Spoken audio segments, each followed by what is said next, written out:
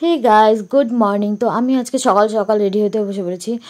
আমি আজকে যাব বসন্ত উৎসবে।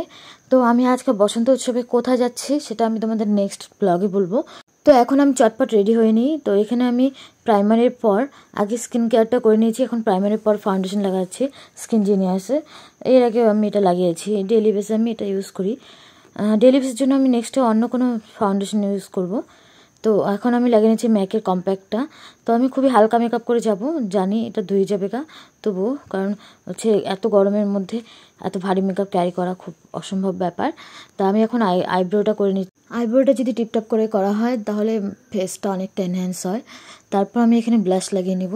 তো আমার ম্যাকের ব্লাশটা অনেকটা হালকা, বেশিক্ষণ থাকে না, যেটা আমি এক্সপিরিয়েন্স করলাম এর মধ্যে। তো আমি এটা সুগারের একটা ব্লাশ লাগিয়ে নিচ্ছি, যেটা সেট থাকে 3টা। তো এখান থেকে আমি নেক্সট হাইলাইটটাও লাগিয়ে নেব হালকা করে, কারণ এটা হালকাই, যদিও এটা দিনের বেলার জন্য খুবই ভালো। আর হচ্ছে আমার কাছে আরেকটা আছে মেবেলিনের, সেটা রাতের জন্য খুব ভালো, কারণ ওটা একটু বেশি বেশি হাইলাইট, এটা একটু অনেকটা ডিপ।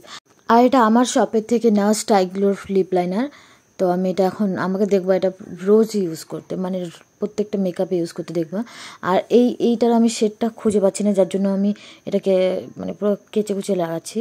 আর এটা আমার শপ থেকেই নেওয়া কানেরটা, মানে আমার কসমেটিক শপ থেকেই নেওয়া। তো এখানে আমি একটা টিপ লাগিয়ে দেখো আমার লুকটা কতটা চেঞ্জ হয়ে গেল। তো আমি এখন যাচ্ছি বসন্ত উৎসবে। তো কোথায় যাচ্ছি তোমার দেখা হবে নেক্সট ব্লগে। আর ভিডিওটা যদি ভালো লেগে থাকে অবশ্যই লাইক করবে।